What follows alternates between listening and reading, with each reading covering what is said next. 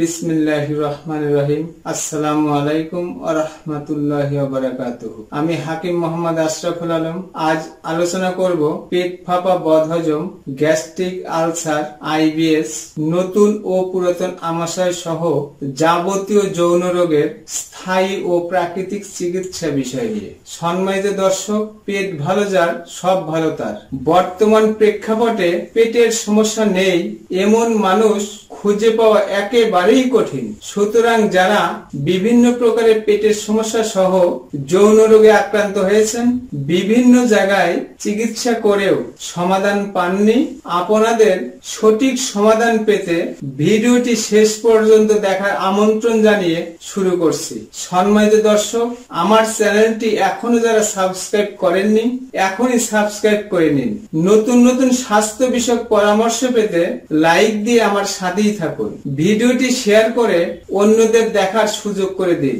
আপনার একটি শেয়ারে উপকৃত হতে পারে লক্ষ লক্ষ এই যন্ত্রণাদায়ক রোগে আক্রান্ত রোগী। আসুন জেনে নেই পেটের সমস্যা কি এবং কেন হয়। পেট ফাঁপা, বদহজম, আইবিএস, গ্যাস্ট্রিক আলসার ও নতুন পুরাতন আমাশয় পেটের অতি যন্ত্রণাদায়ক একটি রোগ। এই রোগের মূল কারণ হচ্ছে অনিয়মিত খাওয়া দাওয়া, পেটে খাদ্য হজম হতে না হতেই পুনরায় খাদ্য খাওয়া, দীর্ঘদিনের পেটের গোলযোগ চিকিৎসা না করা, অতিরিক্ত ক্ষুধা অবস্থায় গুরুপাক খাদ্য খাওয়া, অপুষ্টি, কোষ্ঠকাঠিন্য, গুড়াকৃমি, অতিরিক্ত দুশ্চিন্তা, অবসন্নতা, রোগীর দৈনন্দিনের কতগুলো খাবার, গ্রীষ্ম, বর্ষা, শরৎ ও বসন্তকালে পুরাতন বাসি দই খাওয়া সহ ইত্যাদি কারণে পেটে নানা রকম রোগের সৃষ্টি হয়ে থাকে। হয় পাতলা পায়খানা অথবা কোষ্ঠকাঠিন্য।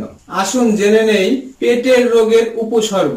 সহজে খাবার হজম হয় না, খাবারের পর পেট ভার লাগে, ক্ষুধা লাগে না, পেটের মধ্যে ডাকাডাকি করে, চিনচিনায় ব্যথা হয়, সব সময় অস্বস্তি একটা ভাব থাকে, দুধ, শাক অথবা তৈলাক্ত কোনো খাবার খেলেই পাতলা পায়খানা হয়, খাওয়ার পরই পায়খানার বেগ হয়, পায়খানায় বসলে উঠতে ইচ্ছা করে না, আবার অনেকেরই মনে হয় অনেক পায়খানা হবে, অথচ পায়খানায় গেলে পায়খানা হয় না, হলেও সামান্য একটু সাথে বিজল যুক্ত থাকে, আমযুক্ত রক্ত সহ তরল পায়খানা হতে পারে, পায়খানার রাস্তা ব্যথা হয়, ফুলে ওঠে, অনেকেই এটাকে অর্শোপাইলস বলে ভুল চিকিৎসা করে থাকেন, চুকা চুকা ঢেকুর ওঠে, গলা, বুক, পেটে জ্বালাপোড়া করে, বুকের মধ্যে জাম জাম লাগে, নাভির নিচে মোচড় দিয়ে ব্যথা হয়, বিশেষ করে গিঠায় গিঠায় ব্যথা হবে, হাত পা সারা শরীর চাবায় কামড়ায় ঝিনঝিন করে, খিস মারা ব্যথা হয়, হাঁটতে গেলে পা অবশ অবশ লাগে, কোনো কাজে মন বসে না, অস্থির অস্থির লাগে। মাঝারি বয়সের রোগীদের ক্ষেত্রে পাকস্থলীর উপরে অংশে বুকের বাম পার্শ্বে ব্যথা অনুভব হয়, বুক ধড়ফড় করে। এ অবস্থায় অনেকেই এটাকে হৃদরোগ বা হার্টের সমস্যা বলে ভুল করে থাকেন। পুরুষ মানুষের যৌন দুর্বলতা, দ্রুত বীর্যপাত, লিঙ্গ উত্থান অক্ষমতা, পুরুষাঙ্গের শিথিলতা, মেহ প্রমেহ, প্রস্রাবের ক্ষয়, প্রস্রাবের সাথে বা প্রস্রাবের আগে ও পরে পুঁই শাকের লালার মতো অথবা সাদা ভাতের মারের মতো বের হয়, পুরুষাঙ্গ আস্তে আস্তে চিকন ও ছোট হয়ে যায়, তল পেটে ব্যথা হয়, প্রস্রাব পরিষ্কার হয় না, ফোঁটায় ফোঁটায় প্রস্রাব হওয়া সহ ইত্যাদি উপসর্গ দেখা যায়। জটিলতা, সঠিক সময়ে রোগের সঠিক কারণ খুঁজে বের করে চিকিৎসা না করলে নানা রকম মরণ ব্যাধি শরীরে বাসা বাঁধে। সম্মানিত দর্শক, আমাদের শরীরে কোনো প্রকার রোগ দেখা দিলে ডাক্তারের কাছে না গিয়ে ফার্মেসি থেকে আন্দাজে ওষুধ খেয়ে প্রতিনিয়তই ক্ষতিগ্রস্ত হচ্ছি। সুতরাং শরীরে কোনো প্রকারের সমস্যা দেখা দিলে দ্রুত একজন অভিজ্ঞ চিকিৎসকের পরামর্শ নিন, কেননা একজন চিকিৎসক ডায়াগনোসিস করে আপনার রোগের সঠিক কারণ খুঁজে বের করে চিকিৎসা করে থাকেন। সম্মানিত দর্শক, ইউনানি চিকিৎসা সম্পূর্ণ পার্শ্ব প্রতিক্রিয়া মুক্ত নির্ভরশীল চিকিৎসা ব্যবস্থা। ইউনানি চিকিৎসায় পেট ফাঁপা, বদহজম, গ্যাস্ট্রিক আলসার, আইবিএস, নতুন পুরাতন আমাশয়, যৌন যৌন দুর্বলতা, দ্রুত বীর্যপাত, লিঙ্গ উত্থান অক্ষমতা, পুরুষাঙ্গের শিথিলতা, অধিক স্বপ্নদোষ, মেহ প্রমেহ, প্রস্রাবের ক্ষয়, নাকের পলিপাস, সাইনোসাইটিস, মাইগ্রেন ও মাথা ব্যথা সহ মানব দেহের যে কোনো ধরনের রোগ যত জটিল বা যত পুরাতনই হোক না কেন সম্পূর্ণ নিরাময় হওয়া সম্ভব ইনশাআল্লাহ। যারা বিভিন্ন জায়গায় চিকিৎসা করেছেন, সমাধান পাননি, আপনাদের জন্য সম্পূর্ণ প্রাকৃতিক কয়েকটি ওষুধের নাম বলে দিলাম। সম্ভব হলে একজন অভিজ্ঞ চিকিৎসকের পরামর্শে খাবেন। 1 নম্বর সফুক আসুস, 2 নম্বর সফুক বাদিয়ান, 3 নম্বর সফুক আজওয়াইন। যারা কোষ্ঠকাঠিন্যযুক্ত পেটের সমস্যায় আক্রান্ত হয়েছেন তারা আওলা প্লাস নামে ওষুধটি খাবেন। উপরোক্ত ঔষধ সেবনে পেট ফাঁপা, বদহজম, গ্যাস্ট্রিক আলসার, আইবিএস, নতুন পুরাতন আমাশয় যত জটিল বা যত পুরাতনই হোক না কেন সম্পূর্ণ নিরাময় হওয়া সম্ভব ইনশাআল্লাহ।